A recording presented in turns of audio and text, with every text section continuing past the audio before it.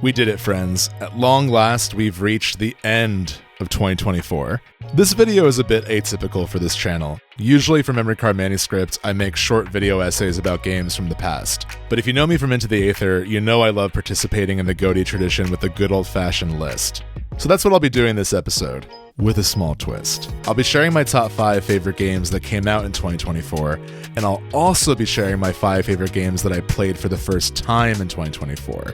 This latter category of games will be from a variety of years past. On Into the Aether, we call them Games of the Other Years, or GOTOYs if you're feeling inspired.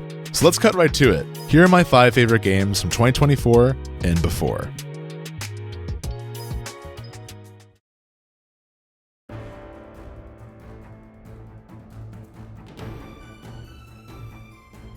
I played Astral Ascent for the first time literally the day after we recorded Into the Aether's 2023 GOTY episode, so this is perhaps the least amount of time it ever took me to find a game of the other years. Anyway, Astral Ascent is a very modern roguelike, and that it's pulling from hits like Dead Cells, Slay the Spire, and most notably, Hades. If you've played any of those games, Astral Ascent will have a very familiar loop. When your run ends, you're resurrected into a hub world full of abilities to unlock, characters to befriend, and tools to help you in your next run. The combat changes dramatically depending on which character you're playing as, though all of them will unlock spells throughout a run. These spells are similar to the boons in Hades, though there's a light deck-building component since your spells will be cast in the set order you have them stacked. You can unlock mods for your spells, and at various points throughout a run, you can also level up your character's signature ability. I will admit, the game throws a little too much information at the player right away, and some of the controls feel a bit more complicated than they need to be. But that early confusion is kind of microcosmic of the whole experience. Astral Ascent is a game with a lot of cool mechanics that take time to fully unlock and understand. Finding your preferred playstyle and spell list is part of the joy of this game. Being given the options to not only skip spells, but salvage them or mod them opens up hundreds of possibilities. Astral Ascent also has co-op, which is really fun and helps set this game apart from the rest of the genre. While I never felt quite as emotionally invested in this world as I did with Hades, I do find the setting here really whimsical and the characters intriguing. As someone who loves astrology, this game's choice to have all the bosses align with the star signs of the zodiac was a really fun touch. Astral Ascent succeeds at creating a world you want to return to, which is crucial for run-based games like this that have narrative ambitions. I'd love for this game to get more attention, and I think a sequel could potentially stand alongside or even surpass the games Astral Ascent has a strong reverence for. As it stands, though, it's a very strong roguelike that I find comforting and inspiring. What more could you want?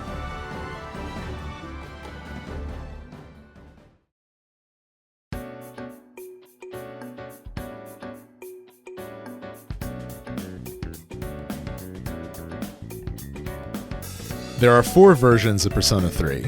There's the original Persona 3, which came out in 2006 on the PS2. A year later, Persona 3 Fez was released, which ironically was meant to be a sort of definitive edition. In 2010, we got Persona 3 Portable, which was simultaneously a shrunk-down version of the game, but also with new and unique additions, most notably the option to play as the female protagonist, more on her in a bit. And now in 2024, we have Persona 3 Reload. Surely, this would be the version of the game that included all the features up until now, right? Right? Let's address the elephant in the room and also the silliest thing about Persona 3 Reload. The decision to not include the female protagonist is a specter that hangs over this entire game. It's not even just that the option would have been appreciated by many, but she literally has her own unique take on the story, and scenes with characters that otherwise don't exist. I love Atlas, I love Persona, I don't get why she couldn't be included. It's so heartwarming to see all these characters again. It would have been nice to see her too. While her omission bothers me, this is still one of my favorite games of 2024 and an otherwise exceptional remake. Like many, my portal into the Persona series overall was Persona 5, right when it came out in 2017.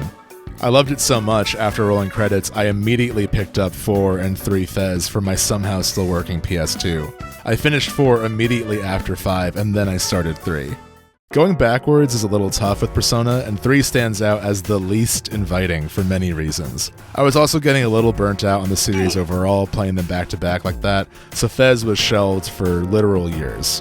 I didn't end up finishing Persona 3 Fez until early 2022, when my friends Alana, Callie, and I recorded an episode about Persona 3, 4, and 5 for Into the Aether's Patreon. This was a dark time, to say the least. While we were slowly exiting lockdown in our reality, the Omicron spike was only a couple months before. There was an uncertainty about lockdown and how long we would need to isolate ourselves. And not to overshare my personal life, but I had also just found out a close friend of mine had passed away. Not exaggerating, when I was told the news of her passing, I was at the top of Tartarus, the game's main dungeon that is purposely long and tedious and can literally make your party members sick or give up if you stay there too long. In my experience, grief takes many forms, the first one usually being disbelief or some kind of disconnect. I just needed to continue doing something, so I kept climbing Tartarus. The last act of Persona 3 is also dark, which is why its touching finale took me by surprise. Without spoiling, Persona 3 is a game that fully comes together when it ends, which is fitting for a game thematically tied to death.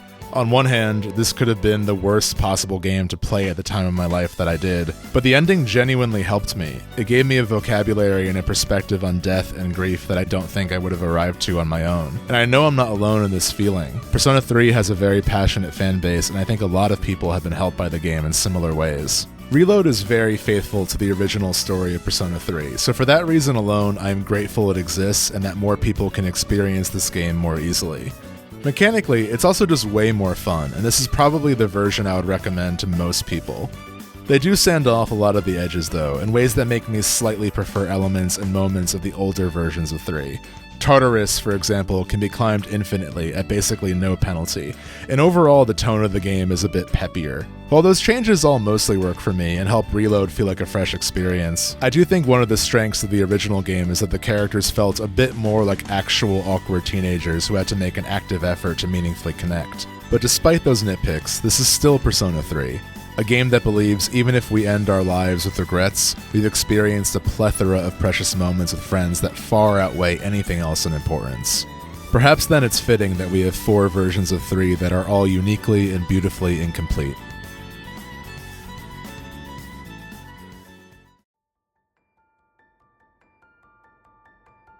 Slay the Princess is hard to talk about without spoiling and best to experience completely blind.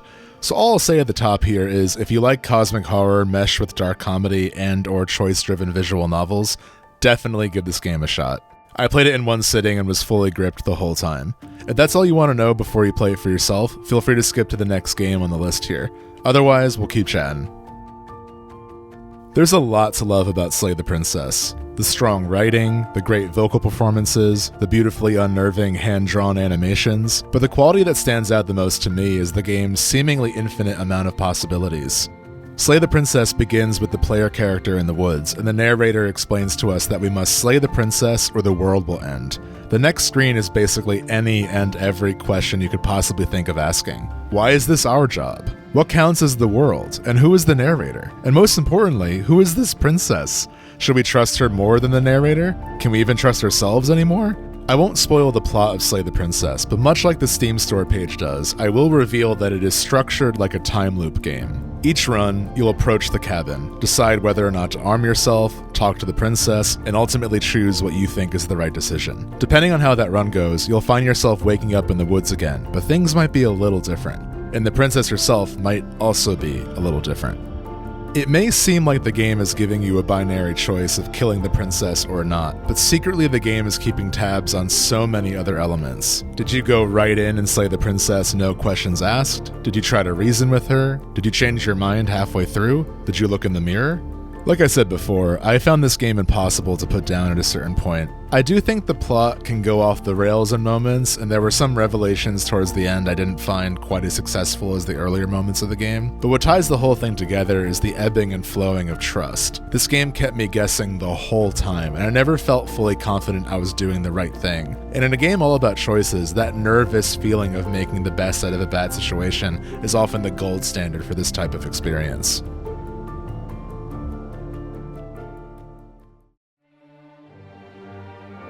I am a big Dragon Quest fan, albeit a slightly newer one. So I was kind of the perfect audience for this remake because I am interested in Dragon Quest past, but I have no prior nostalgia to contend with. I find this remake to be remarkable, yet Dragon Quest III's story is the definition of basic. So basic, it's classic. You are the hero, make a party, go save the world.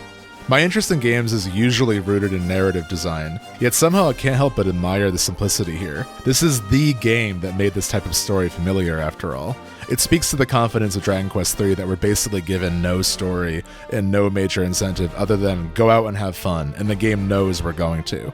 I love finding secrets in this game, leveling up my party, deciding what kind of people they are and what type of heroes they will become. The experience of Dragon Quest III feels like the soul of the genre manifested into a single game. It's like someone made a minimalist smoothie of just the best parts of the series. I do think if you're someone whose interest in RPGs is mostly rooted in character and story, other entries might be a better fit. But if you want to experience one of the foundational pillars of the genre in a game that reminds you of the transportive elements of fantasy, Dragon Quest III HD 2D Remake is for you. Otherwise, Yangus has your back.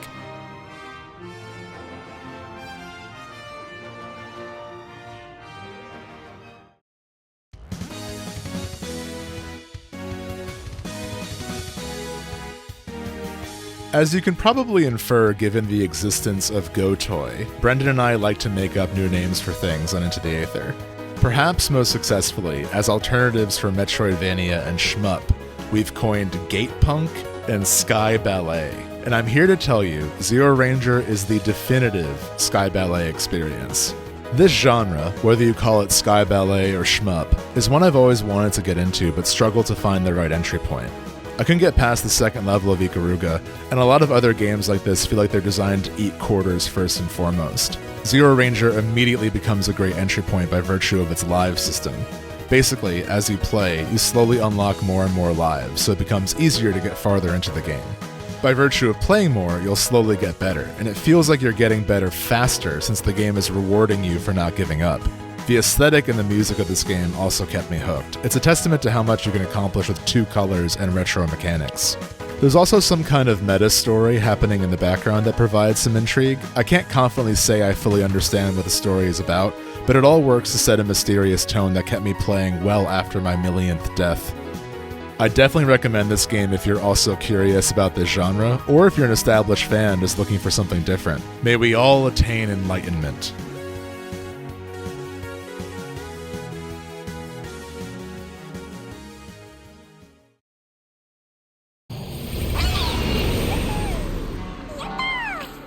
Yeah, it's really fun. Congratulations! Congratulations! Congratulations! Congratulations! Congratulations! Congratulations! Congratulations! Okay, actually I have more to say. I've seen a lot of people compare Astrobot to Mario, and I think that's a comparison the game invites, and is way more of a flex than people might even realize. Decades worth of game history are defined by literally everyone on Earth trying to make their own Mario, and the fact that Team Asobi finally did it so successfully is no small feat. But of course, it's not just Mario they're emulating. In many extremely obvious ways, Astrobot is a love letter to PlayStation and all of its eras. Entire levels of the game are devoted to classic series like Ape Escape and Loco Roco, alongside more modern staples like God of War and Uncharted. The game's main quest involves rescuing Astrobots, many of whom are dressed up as heroes from PlayStation's past and present. Even if you're immune to nostalgia, they eventually get you with one of these guys. I, for one, yelled out loud when Jammer Lammy showed up. Despite the love this game has for PlayStation's past, playing Astrobot can be bittersweet at times. While I love that Team Asobi are honoring game history like this, it does stand out that a number of these games are completely unavailable and have largely been forgotten by Sony. And this is a whole other conversation, but seeing all the systems celebrated like this, it makes one wonder, what is the PS5's legacy? I love it as a piece of hardware, it's my go-to console after the Steam Deck, but in terms of exclusives, it's been 4 years and I could only name a handful of games off the top of my head. Not that I want games to be exclusives, nor is that a metric defining success, but that's currently the business model they're operating on, so it stands out that there are so few. I think there's a number of things going on. It does feel like games in general are moving farther away from being defined by consoles, and making exclusives these days feels potentially more audience limiting than system selling. AAA video game development time has also ballooned to the point where the average game takes 5 years to make, which was the entire lifetime of the first PlayStation. Obviously none of this is Team Asobi's fault. If anything, Astrobot provides a number of valuable lessons for Sony and other companies overall. Not every game needs to be bigger and better than before. While ambitious, Astrobot is a 10 to 12 hour romp with inherently retro level-based design. And even with that arguably limited scope, it's probably one of the most celebrated games of the year. Cat also makes an appearance and is even technically a playable character. So therefore, Astrobot is the closest thing we'll ever have to Gravity Rush 3 and makes my list by default. Moving on.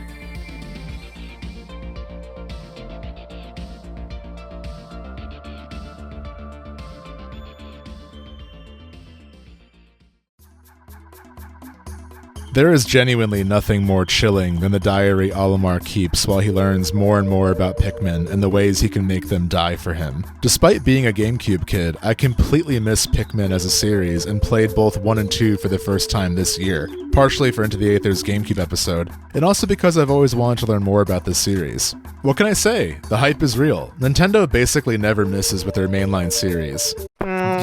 Yeah, okay, fair. Yes, that's why I said rarely misses. Rarely misses. I love when Nintendo takes a genre they haven't explored yet and makes a Nintendo-ified version of it. Mario Kart being their racer, Splatoon being their shooter, Pikmin is their spin on RTS and arguably survival horror.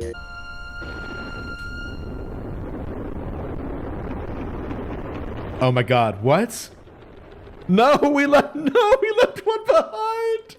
Pikmin, a lot like the first Zelda, is all about curiosity and learning from your failures. Olimar has a finite number of days to escape this alien planet and needs the assistance of Pikmin to find ship parts and bypass a number of environmental hazards. The time limit is controversial and has been done away with in more modern entries, but I kinda love it here. It really sets the mood and makes every action feel important.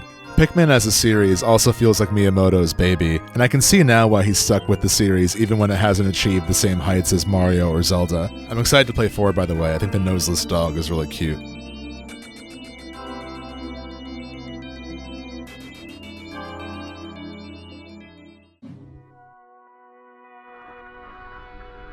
Balatro is a game that figured out exactly the squishiest part of our mortal brains and poked a clown-shaped hole through them. This game is hypnotizingly addictive. The ever-flowing, earthbound battle-adjacent backdrop and the soothing yet surreal music lull the player into a focused state where we see how math is truly infinite, especially when you blend the rules of poker, tarot, and the cosmos themselves. Balatro not only stands alongside the best deck builders in history, but it unfairly raises the bar. Most deck builders I'm aware of draw the player in with fun flavor and then keep them hooked with clever mechanics, whereas Balatro manages to accomplish both goals with a standard deck of cards.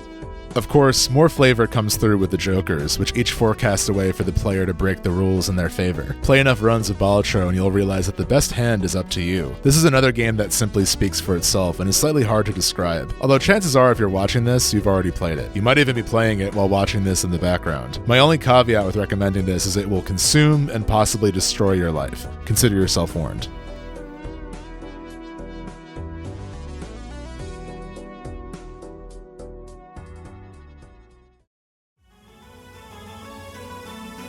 The Trails series is kind of my white whale. I haven't even played enough of the games to know if I truly desire to see it all, but the ambition of it intrigues and inspires me. There are a lot of Trails games, but to organize them as simply as possible, you have the Sky Trilogy, the Crossbell Duology, the Cold Steel Quartet, then Trails into Reverie, which is kind of like the grand finale epilogue of all the games up until that point, and then starting the new arc is Trails Through Daybreak, which came out this year in the US. Each series takes place in a different part of the fictional world of Zamoria, and over the course of each game, the player will meet dozens of different characters and get historical context for the grander narrative being told throughout all of Trails. If you're new to Trails, one of the first things you'll notice is the slower pace of it all. Most RPGs set up some version of home that you end up leaving behind for a grander adventure. But Trails usually gives you a good 5 to 10 hours of experiencing a version of home before the story actually begins. This investment in setting and the people who live there really pays off when the plot eventually does become a high-stakes adventure. We care that much more because it feels like we too have lived in this place with these characters. In Trails from Zero, our protagonist is the charismatic Lloyd Bannings. He moves to Crossbell to follow in his late brother's footsteps and become a detective. Lloyd is very idealistic and genuinely wants to make a positive difference in society. So of course, he's crushed when he arrives at the police station and he and 3 weirdos are put on a strange subdivision of law enforcement called the SSS. Basically, the police in Crossbell are so despised and the Bracers are so beloved, the police want Lloyd and friends to do similar work that the Bracers do just to save face. It's such a bad job offer, Lloyd considers quitting and giving up his dream pretty immediately. Crossbell itself is also not in a glamorous position, to put it lightly. It's an independent city-state that exists between 2 global superpowers who both seem interested in claiming Crossbell as their own. When Lloyd and crew eventually accept their roles on the SSS and try their best to create positive change within their small domain, they quickly learn just how corrupt this place is and how powerless they still are. Trails from Zero is a game about not giving up. That's not an uncommon theme in RPGs where the power of friendship can often dethrone God, but I think it really works here, especially in the somewhat more grounded story where we spend just as much time returning overdue library books as we do fighting monsters. In Trails from Zero, Lloyd and friends refuse to abandon their dream, even if they have to concede what is possible. Maybe they can't save the world, or even save Crossbell, but they can still help it, and that's still worth doing.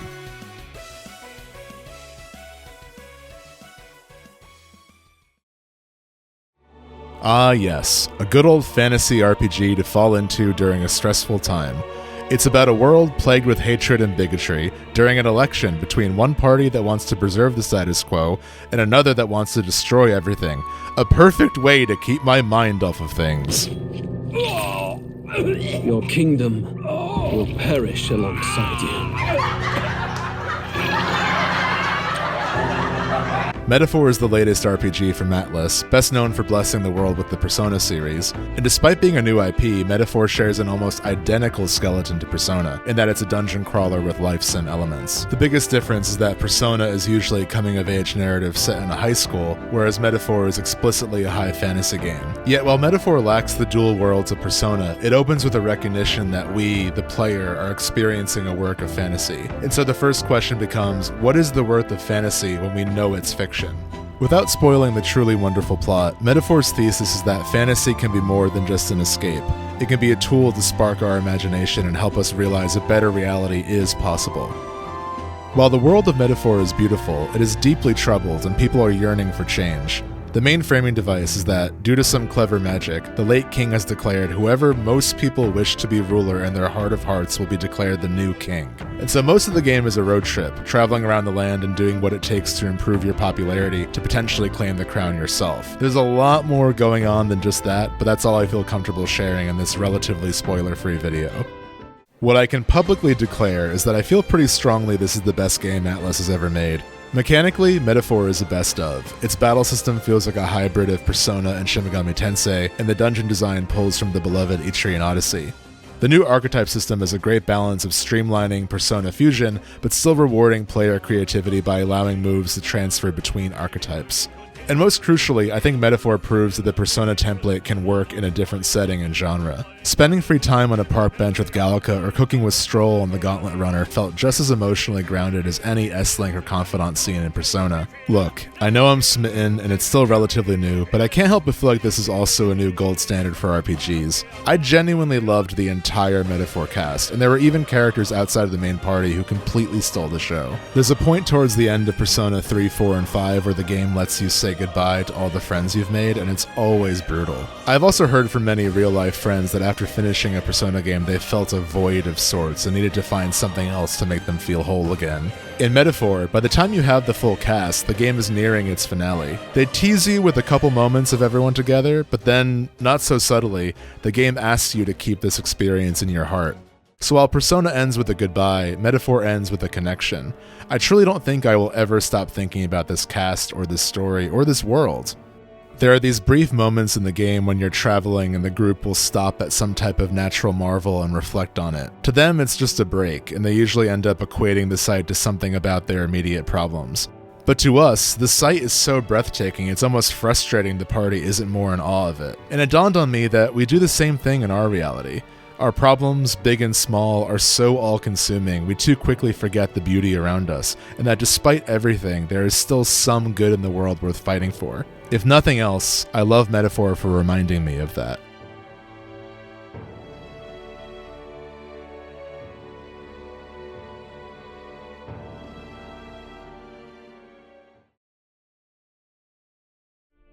And that's a wrap, friends. Thank you so much for watching this. I know it's longer than usual. I actually don't know at the time of this recording how long this video is.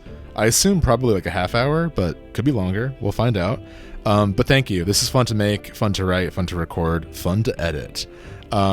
Next video. So I'll probably end up taking off January just because this is a bigger video. Took way longer to make. Who knew that making a video longer than 6 minutes took more work? But the next one I want to make is about the beloved Chrono Cross, or at least my beloved Chrono Cross. So expect that probably in February. I'll see you then. Have a wonderful and happy new year. Talk to you soon.